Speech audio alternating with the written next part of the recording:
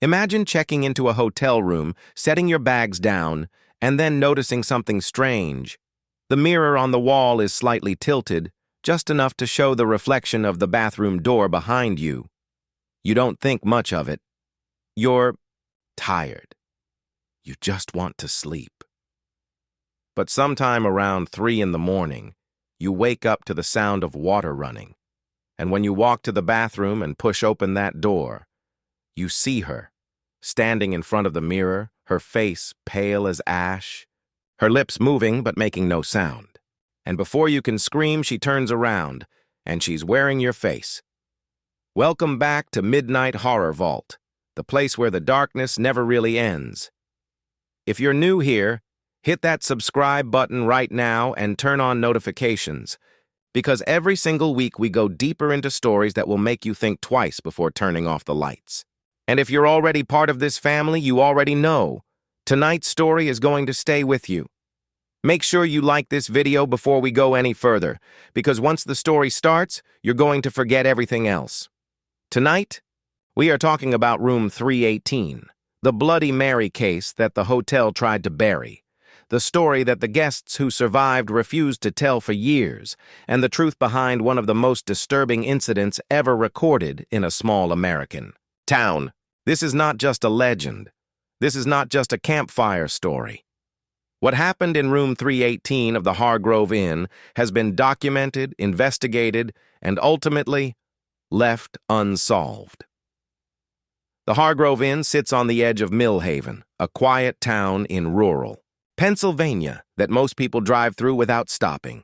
Population around 4,000, one traffic light, a diner called Clara's that serves the best apple pie in the county, and a hotel that should have been torn down 20 years ago. The Hargrove Inn was built in 1962 by a man named Gerald Hargrove, who, according to local records, was described by his neighbors as a deeply private man who rarely left the property.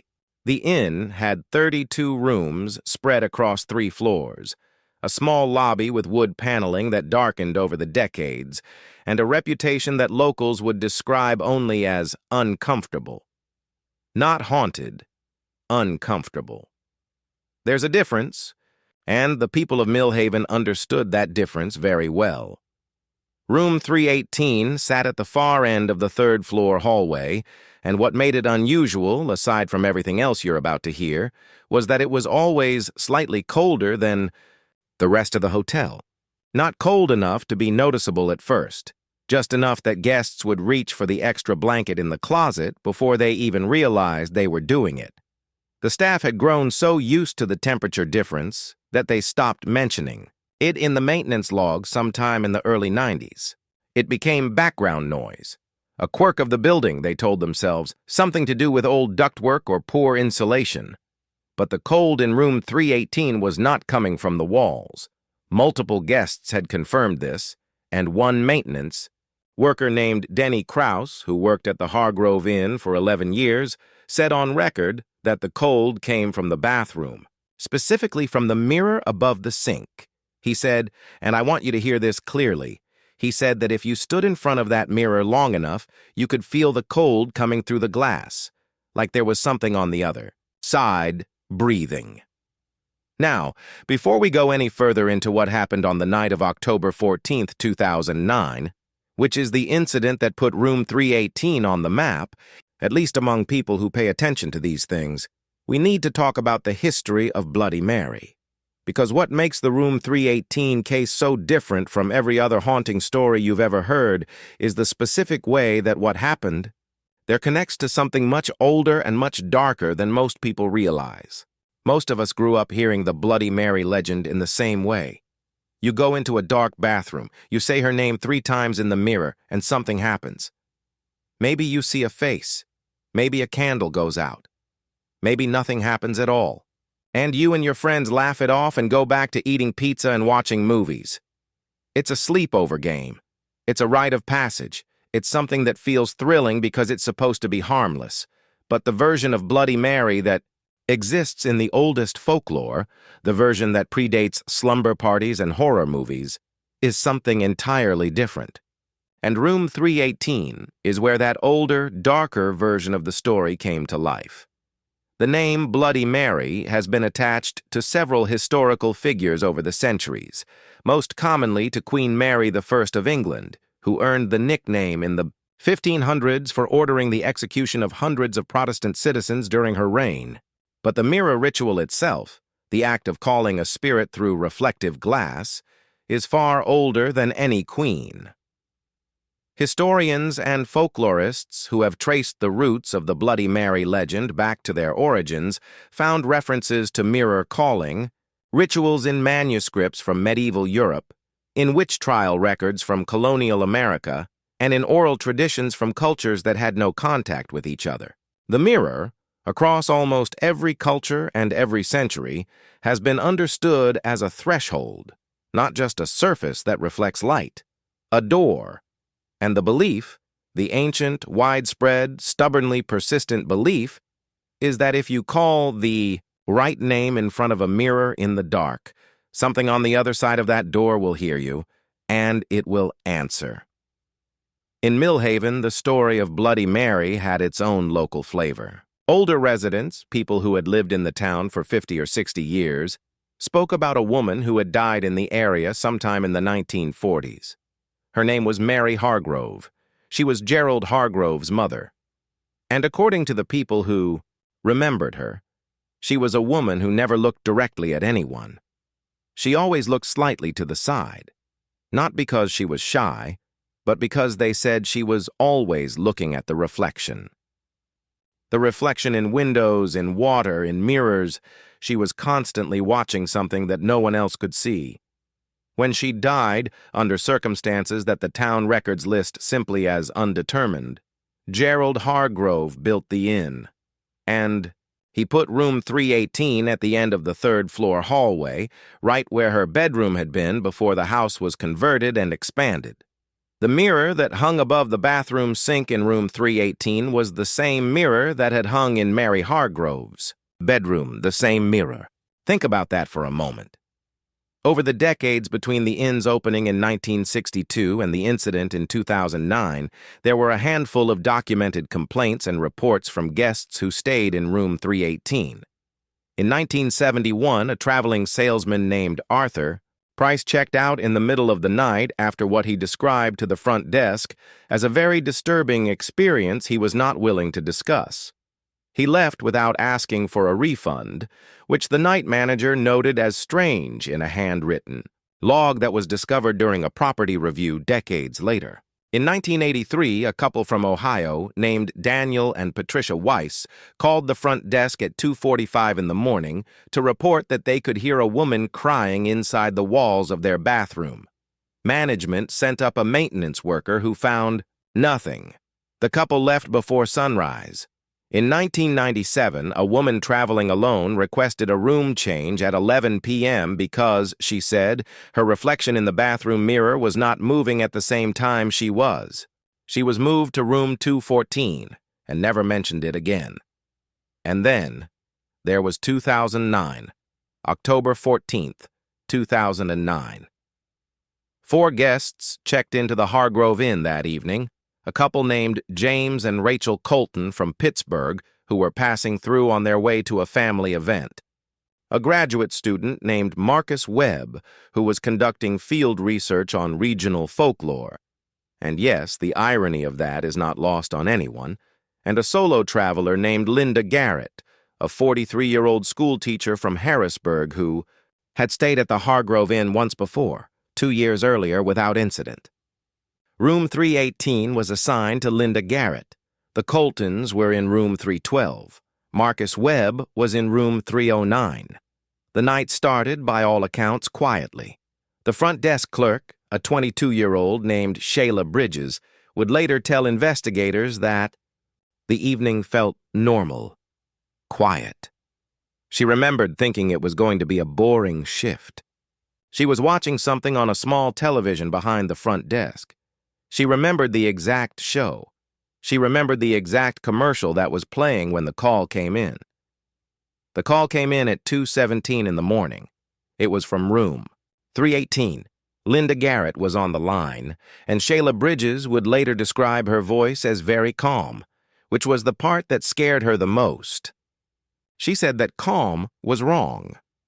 That when someone is genuinely terrified, sometimes they go very still and very quiet, and that's exactly what Linda Garrett sounded like. Linda said only a few sentences. She said that she needed someone to come up to the room. She said that she had been in the bathroom and she had seen something in the mirror, and then she said something that Shayla Bridges has never forgotten. She said that whatever she had seen in the mirror, it had asked her to let it in, and she wasn't sure how much longer she could say no. Shayla called the on-duty night manager, a man named Carl Pruitt, who had been working at the Hargrove Inn for 6 years. Carl went up to the 3rd floor. He knocked on the door of room 318. No answer. He knocked again. No answer. He used his master key to open the door. The room was dark. The television was off. The bed appeared to have been slept in briefly.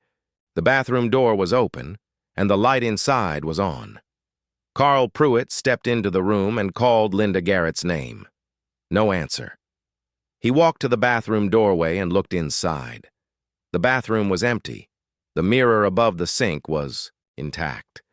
The sink was dry. The shower curtain was pushed to one side. The window, the small frosted window above the toilet, was closed and latched from the inside. Linda Garrett was not in the room. She was not on the 3rd floor. She was not anywhere in the hotel. A search of the property, conducted over the next 2 hours with involvement from the local sheriff's department, found no trace of her. Her car was still in the parking lot. Her purse was still on the nightstand. Her phone was still plugged into the charger beside the bed. Linda Garrett had vanished from a locked room in the middle of the night. She was found 4 days later. Not missing, found. She was discovered sitting on a bench in a park 7 miles from the Hargrove Inn, fully dressed in the same clothes she had been wearing when she checked in. She was unharmed physically. She had no memory of the 4 days. She had no memory of anything after the moment she made the call to the front desk. She did not remember what she had seen in the mirror. She did not remember what she had heard. The only thing she could recall, and she described this to investigators multiple times, always in the same words, was a feeling of cold coming through glass, and a face that was not hers looking back at her from the other side. Now here is where the story gets into territory that most people, even people who follow cases like this closely, don't know about.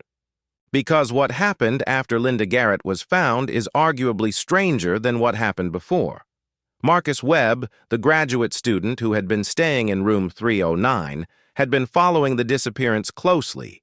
He had, in fact, remained in the hotel for all 4 days while Linda Garrett was missing, which the sheriff's department found unusual but not criminal. He was cooperative. He was polite. He gave his statement. But what he didn't tell investigators, what he only revealed years later in a self-published account of his research, was what he had been doing during those 4 nights while Linda was gone. Marcus Webb had been conducting his own investigation of room 318. He had access to historical documents about the Hargrove family through his academic research. He had found references to Mary Hargrove and the mirror, and on the 3rd night of his unofficial investigation, the night before Linda Garrett was found, he had gone into the bathroom of room 318 alone, with only a flashlight and a voice recorder, and he had stood in front of that mirror. He said that he stood there for approximately 20 minutes. He said that for the first 15 minutes, nothing happened. The mirror showed his reflection normally. The room was quiet. The cold was present but not overwhelming. And then, at the 20-minute mark, he said the reflection changed. Not dramatically. Not in the way horror movies would have you imagine. He said it was subtle. He said his reflection seemed to become slightly less precise, as if the image in the mirror was a copy of a copy, a little bit degraded, a little bit wrong. And then he said his reflection smiled, and he had not smiled. He turned off the flashlight immediately and left the room. He said on the recording, which he later made public, that as he was leaving, he heard something. A voice, very quiet, coming from the direction of the mirror. And the voice said a name. It was not his name. It was not Linda Garrett's name. It was a name he recognized from his research. It was the name Mary. The Hargrove Inn closed permanently in 2011. The official reason given was financial difficulty and a failure to meet updated building code requirements. Local residents understood that the closure had more to do with the reputation the hotel had accumulated after the Linda Garrett case received attention in regional news and eventually in several online communities dedicated to paranormal research. The building still stands. It has not been demolished and has not been purchased for renovation.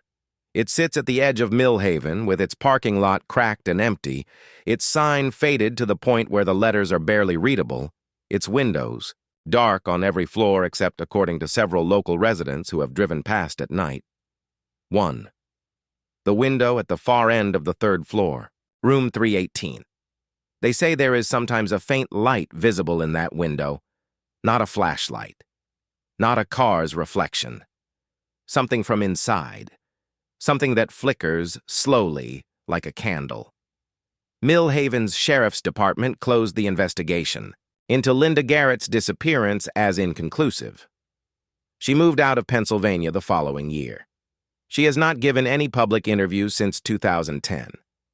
Marcus Webb completed his graduate degree and has not published academic research since. His self-published account of the Room 318 case.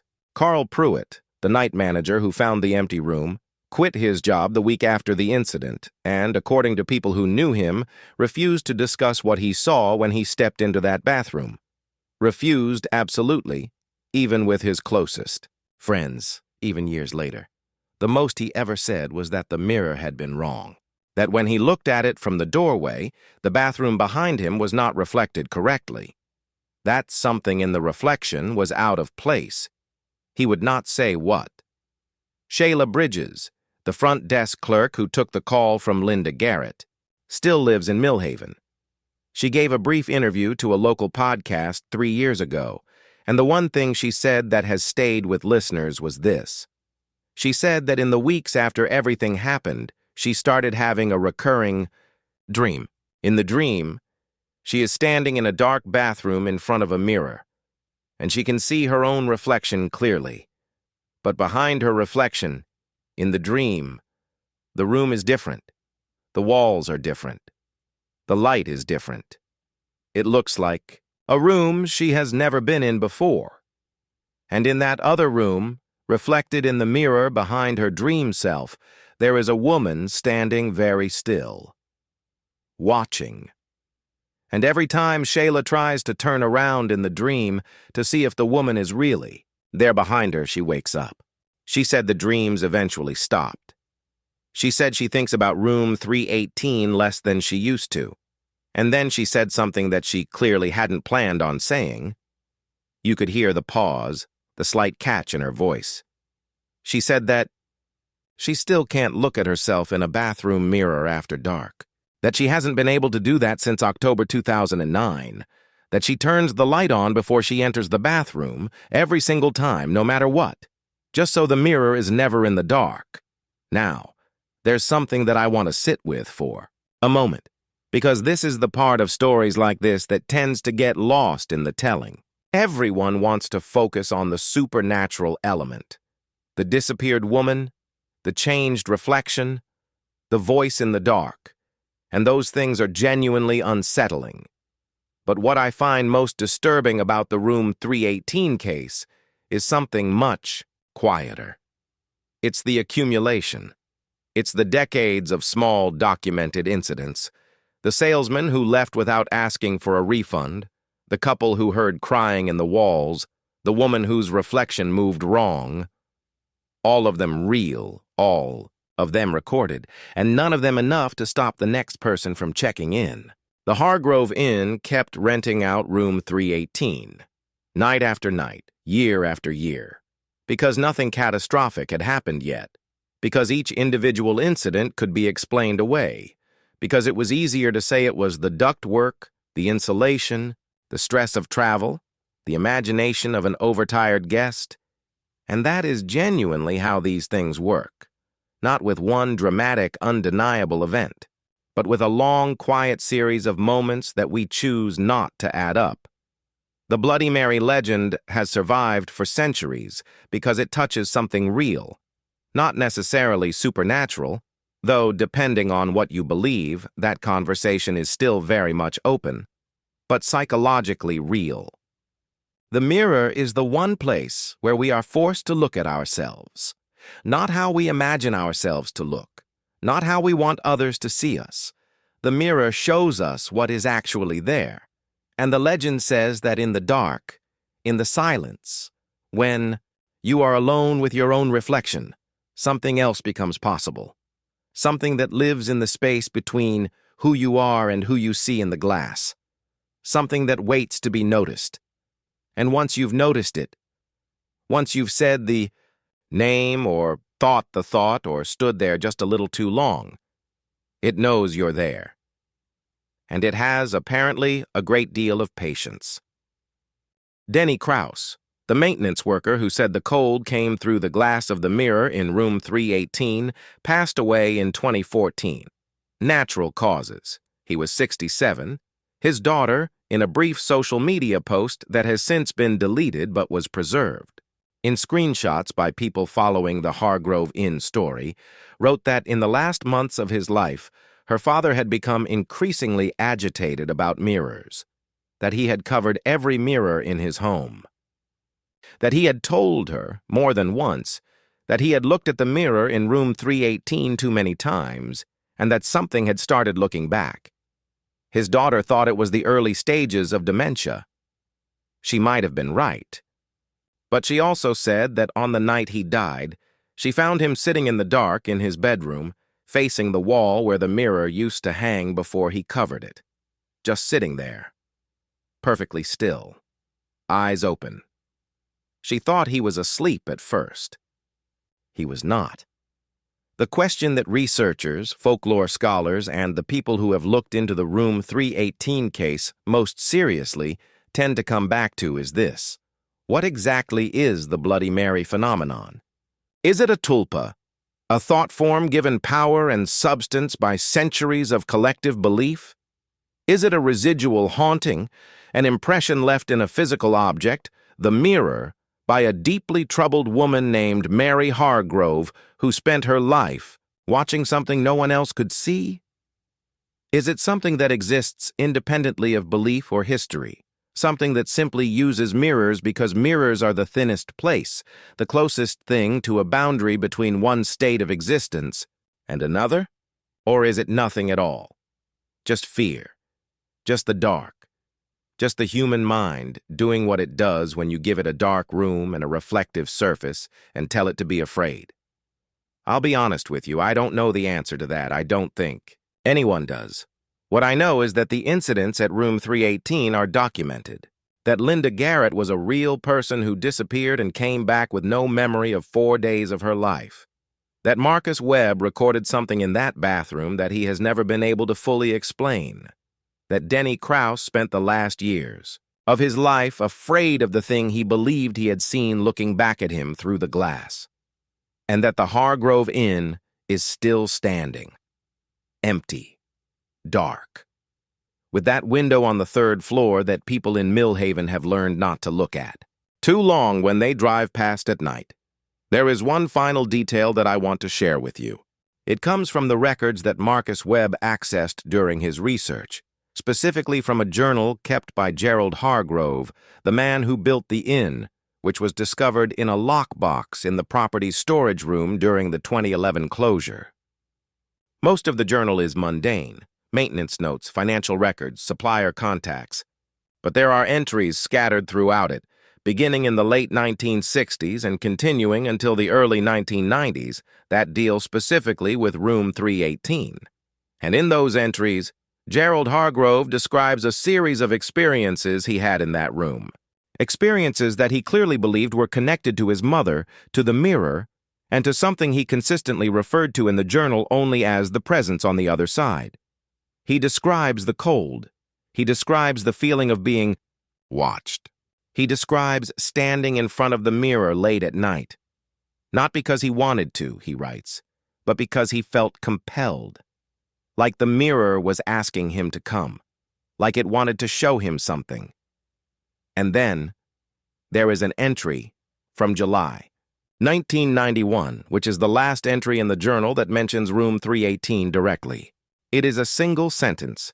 Gerald Hargrove wrote, "I have seen her face in the glass every night for 30 years, and I do not know any more if she is waiting to come through or if I am the one waiting to go in."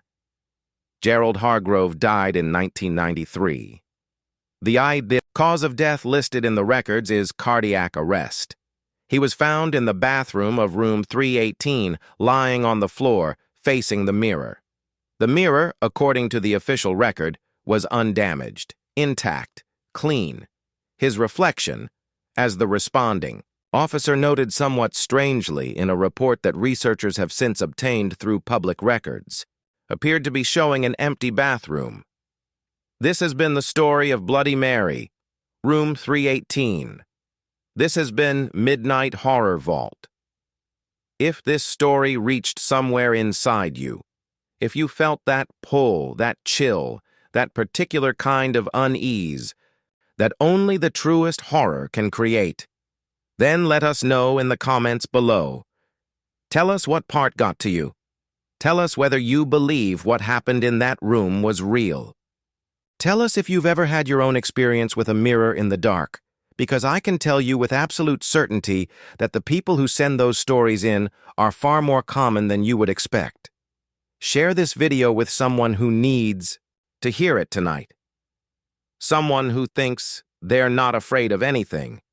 Someone who would stand in a dark bathroom and say the name without hesitation.